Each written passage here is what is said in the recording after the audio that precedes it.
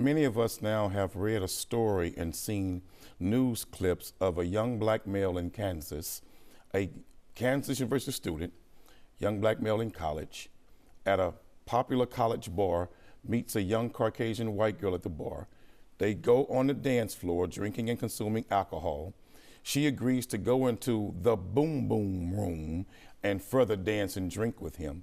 They go back to his place. She voluntarily goes. She accuses him of sexual assault. He says it was consensual, that he kissed her, absolutely.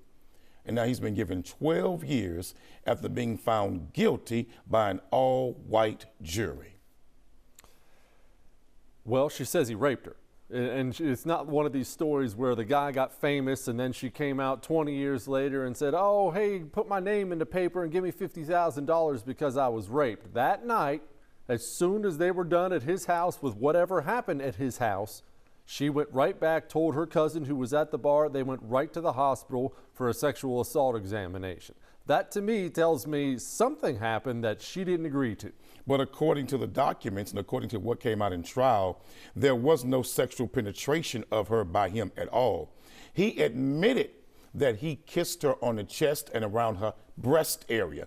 They found his DNA around her breast area. The video shows they were making out before, the camera showed them making out before going into his apartment. The video shows them in a club kissing and making out. Now, Jesse, if you, a woman, and I have daughters, I have 2 adult daughters, and I'm telling you, I would tell them all the time, don't you ever be in no strange place drinking with strange men and then you go back to that man's house or home with him. Our young girls got to make more cognizant, critical thinking choices to where if you got a strange man with alcohol, you don't go to no private home that you ain't never been to and you don't know this man from a man on the moon.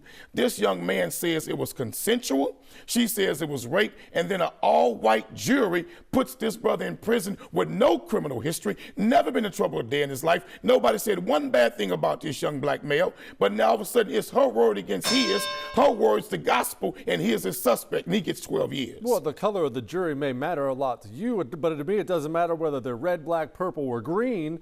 If he raped her, throw him in a hole the rest of his life. If he didn't, let him off. My problem with these cases, Quanell, is we don't know. We never know. It doesn't have to be a race case. It doesn't have to be about black or white or whatnot. The truth is, we don't know exactly what happened in that house. We have had too many black men in America throughout history, documented proof that have been accused of raping young white girls, but later to come out that it was a lie and it was not true. Some even executed and it was a lie. Just 2 weeks ago, a Baylor football player who had his career destroyed in Baylor playing football, now it's come out he didn't rape the white girl he was accused of raping on campus.